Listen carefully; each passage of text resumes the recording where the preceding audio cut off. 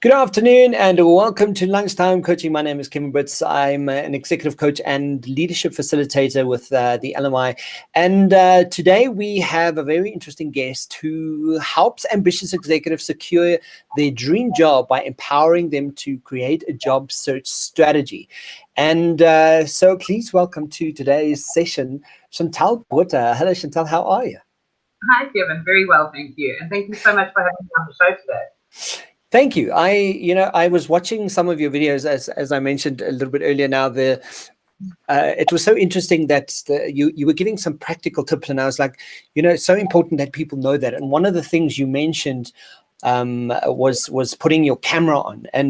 But before, because I get carried away, first tell us, like, who are you and what it is you do? Dive right, that's like, it's what I usually do. It's like, let's get cracking. Tell us more about you. Okay, so to back up, effectively, I've spent most of my career in recruitment and sales, and I've discovered that I'm passionate about empowering people and teaching people. Yeah. So I launched my own coaching consultancy towards the end of last year. Still a baby, I know. And effectively what I do is I help people to find jobs through accessing a strategy that's uniquely theirs, but also that's non-traditional. The job market in the traditional sense is just not working anymore. People have to be a little bit creative, think out of the box, differentiate themselves. So that's really what I specialize in. That's my forte. And sorry, I've got paper here.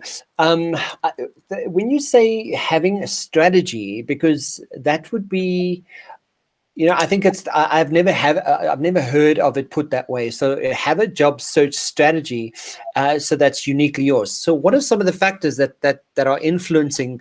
Because I mean, obviously we know the times, COVID is COVID, but at this point, I think the biggest question is, specifically with people who really want to succeed out there and make a difference and start standing out, is you actually have to do what everyone else is not doing. And the question is, what is that? And how does that show up in my world and for my career and. So, like, what is it? What are some of those things that people should be doing at the moment? I think a very, very big part of my coaching is focused on what we call the hidden job market.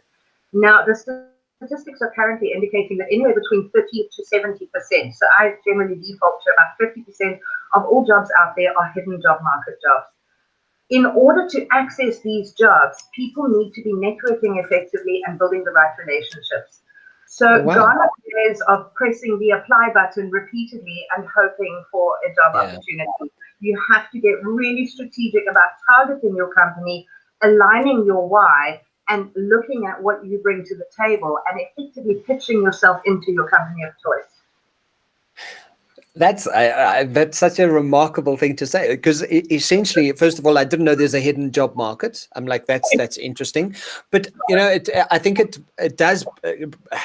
What people are lacking, I think, at the moment, and what they're not understanding is, because we only quite specifically have reference to social media for who someone's showing up to be. I mean, you and I wouldn't be having this conversation if you didn't have a video on chat, right?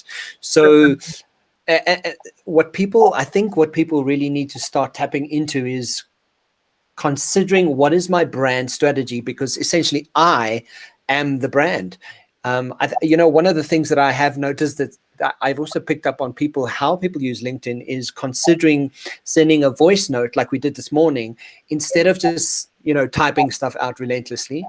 And it's another way of connecting, because I think because of COVID, because we're so separated, what makes a bigger impression on people and influencing how people see you is the connection, right?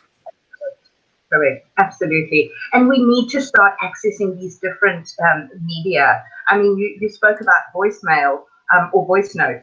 My son recently got hired for a bar manager position when he applied for a bartender position, simply because he followed my advice and he sent the voice note as opposed to the typed reply.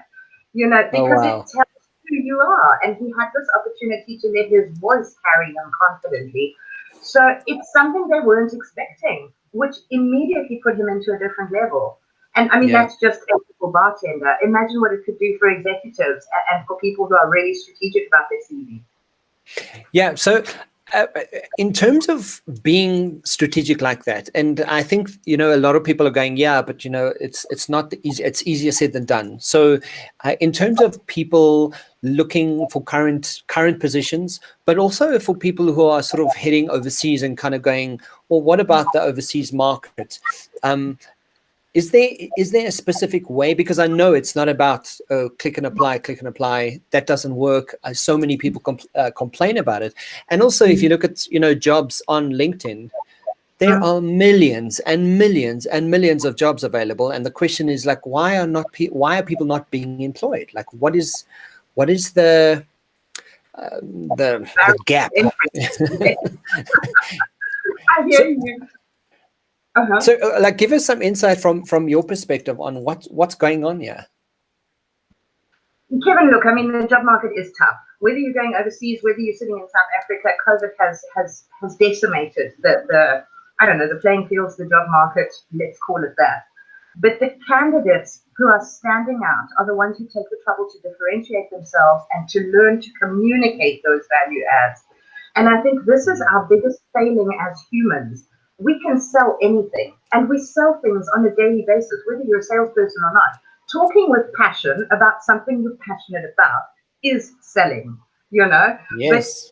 But people don't know how to sell themselves, so we've got to get down to basics, and we've got to say, listen, what is it that you've done in your career that you're passionate about, that you've delivered sterling results, that you've made a difference for?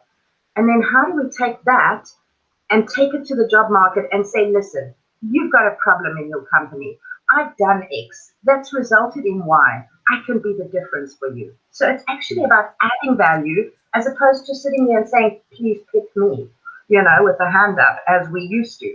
So it's turning the whole thing on its head. And I think this is what's going to make the difference going forward. No, I also in recent training that I've done specifically for around leadership, is one of the questions that I've posed to people is, well, tell me who's the most important person in your world. And invariably people go, yeah, well, my partner and my children, and they do a very external kind of approach to that. And then it was a simple exercise of going, take your phone and look at yourself in the mirror and kind of, or look at yourself in a selfie and go, you are the most important person in the world. And it ties back into exactly what you're saying, because unless why would people need to buy into you when you don't believe it? Why do they need to buy into what you're selling when you're not selling it? Absolutely. And I think if we look at the job market traditionally, we've been conditioned to think that the job market is a parade, if you want to call it that, where you show up for your interview, you sit quite meekly, and you answer the questions posed to you. These days, it's very much a proactive situation where you choose the company. You are interviewing the company as much as the company is interviewing you. I mean, we've got massive toxicity in the workplace at the moment, which is also another subject completely on its own. And people need to ensure that they're making the right move into the right company for the right reasons. And it's those candidates who are starting to position themselves strategically that, like I say, those are the ones that are being noticed in the industry, the ones that have got that visibility, are standing out, and are differentiating themselves. That's amazing. So tell us, I mean, I know we've touched on a few things now, but if you could give us some tips on what we can practically do, from our LinkedIn, maybe it's our LinkedIn profiles to our CVs, to what are some of those tips that you can sort of give us to go, okay, cool. Yes, I can start today. Because one of the things that people message me and they kind of go like, I'm looking for work. And then you click on their LinkedIn profile. They don't have pictures up. They don't fill out their information. And I'm going, dude, why are we having this conversation? Like, who's gonna, honestly, come now. And then I eventually just like, where you should start is there, if your first point of entry is asking for work, I don't even know who you are. I can't even see anything about you. So please, share some of those tips with everyone listening. What are those things we can sort of do? Just 5 practical things. Okay, so first starting point, I think I've already intimated that differentiation is incredibly important. And if we talk about, and this is where I refer to collateral, and you've brought the subject up, your CV, your cover letter, your LinkedIn profile, your social media or your extended social media presence, your WhatsApp profile photo, all of that factors into what I call your collateral. And you have to take a long, hard look at your collateral before you stick your hand up and say, let's have the conversation. Because otherwise it's a non-starter, as you've mentioned. Exactly. So you've got to look at your collateral and you've got to figure out where you're going. I'm really strong on starting with the end in mind. So plan where you're heading. A lot of people come into the job market and they say, I just want a job, any job. Sorry, but that's not going to cut it. If you stand for nothing, you're going to fall for anything. And it's just not going to happen. So you have to have the end in mind and you have to build your differentiators around that end in mind. So if you're a finance manager who specializes in saving company costs, you splash that all over your collateral. You talk about how I've done these various exercises that have resulted in these various outcomes. You start converting your collateral to outcomes-based documents, selling-based documents, where you're talking about what you've done. Now, some people are nervous about this because they feel like it's arrogant or it's boastful. And I keep saying to people, it's not. It's a fact. Did you save the company money? It's I love that. Like, are you amazing or aren't you? Like, is it a fact? It's like, yes, it's a fact. I'm amazing. Okay. And it's true. People don't relate. They don't know how. Yeah. Absolutely. I just had a coaching session with a client of mine who hates putting himself out there and he hates the thought of people. He just says to me straight, they're going to think I'm a prick if I say that. Bottom line. Yeah. But it's a fact. This is the stuff you've done. No one else has done this in your industry. You need to convey it, but almost in a humble manner. It's about how you say it, Kevin. Yeah. If I turn around and say, you know what, I am the best finance manager you will ever hire. Different. That's different. That's a different conversation. Yeah. Precisely. So it's about leveling it down to facts and saying, listen, this is what I've done previously. This was the outcome. This is what I can do for you. And there it is, a factual conversation. Absolutely. I love that. That's it's necessary. Great. All right, so you asked me for a couple of my tips. Should I continue? Yes. Please carry on. You go. Carry on. Okay, great. The next thing I want to talk about is I talk so much about differentiating yourself, but it's so important to be different. The differentiator statement is one thing. I did X that resulted in Y. These are the facts. But what about being different? If you're a chef, why are there none of your cooking pictures on your LinkedIn profile? Why are you not using your LinkedIn profile to its absolute maximum? If you are applying for a position in an ad agency, why are you sending a paper CV when you could send a video? Let's just think a little bit out of the box here. Stand out a bit. Be different. Just be different. Yeah. So that's my number 2. Yes. Mm-hmm. So, I'm just thinking now as you're speaking, I think a lot of this ties back into what so many people really struggle with, and we deal with it in leadership programs, we deal with it in coaching, and I'm sure you come across this a lot, is that people have just that fear. They have the fear of judgment, the fear of not being good enough. And it's a real fear. People, it's as much as we make it up and we tend to want to believe ourselves. Do you think it's just part of what we could get past if we get past the actual fear of something, that suddenly it changes the moment for us? You know what, Kevin, I'm so glad you asked that question, because I almost incorporate rejection training as part of my coaching. Yeah. Because I say to the guys when we start this journey, you know what, you will be rejected more than the worst salesperson on earth. you're going to have a 99% rejection rate. That's a reality, you know. Yeah. And when you put it like that, and again, I come back to start with the end in mind. Know this is going to happen. Have yourself a rejection strategy. Figure out how you're going to deal with it in line with your personality and how you cope under these sorts of circumstances. Because when we're prepared for something, we can handle it better. Yeah. And then what happens is in line with that, I also say to people, if you're applying more strategically, I don't advocate what I call a spray and pray approach. So apply for 200 positions, go down on your knees and start praying like mad and hoping something's going to happen. It won't work. If you apply for 5 positions that you are strongly aligned to, then you're going to get a much stronger uptake. You're probably going to get 3 or 4 responses, which is already a massive improvement on your percentage. So that also helps the rejection and the fear that comes into the process, because it starts affirming that you're actually on the right track. Yeah. The word you used is rejection strategy. I'm like, I've heard of many strategies, but I've never heard of a rejection strategy. But the fact that you say that, it's so true, because people kind of go from, yeah, I'm going to do this, and they get rejection, and they go, oh, I'm not going to do it anymore, you know, and that's not a workable strategy, you know. So one of the things I'm training at the moment, speaks about state, story, and strategy. And strategy needs to be easy, quick, and effective, so that you get back into the movement of things. So it's such a beautiful way to make that connection. Like, even when I'm looking for work, even if I am approaching, an employer, what is my strategy here, and what is my next strategy, and how does this lend from one space to the next? But that's really, really useful. So, in terms of all the tips, do we have any more? One thing I do want to bring up is this hidden job market again.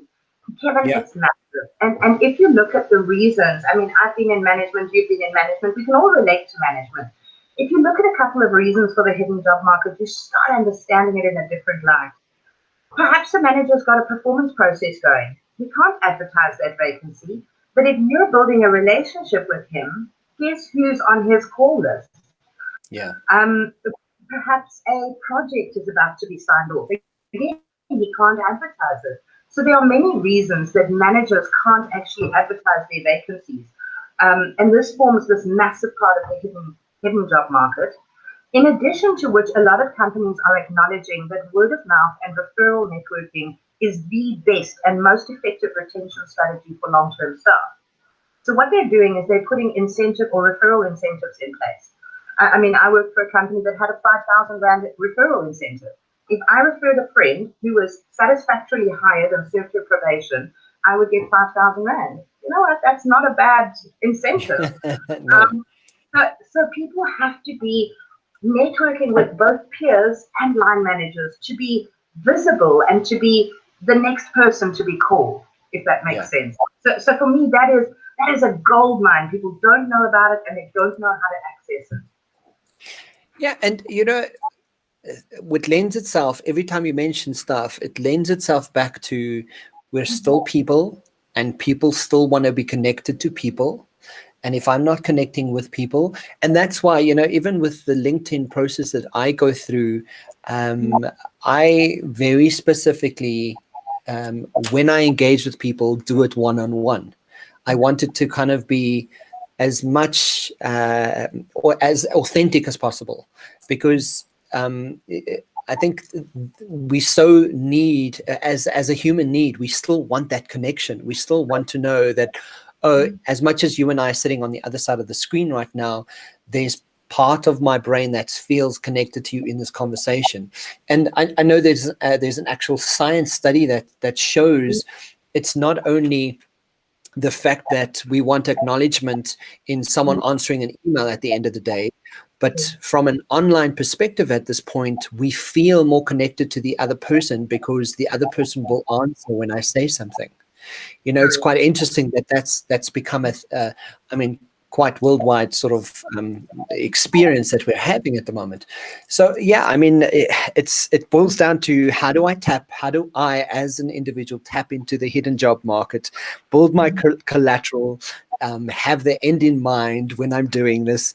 And a fact is a fact. If you're amazing, be amazing and tell people I'm amazing, and and embrace that. Absolutely, absolutely. And I think just to complete that circle, Kevin, if I can add, you know, you talk about the human connection. And again, we are so hidden behind our screens and so trapped in our technology that we've forgotten that connection.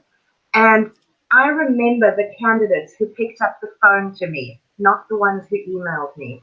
It's a simple thing, you know, make the connection. And I always tell my clients, when you connect on LinkedIn, it means nothing. Those numbers mean nothing unless you take that relationship offline or you take it to another platform like you and I are doing here. We've taken our relationship off LinkedIn, which means we've built it to the next level.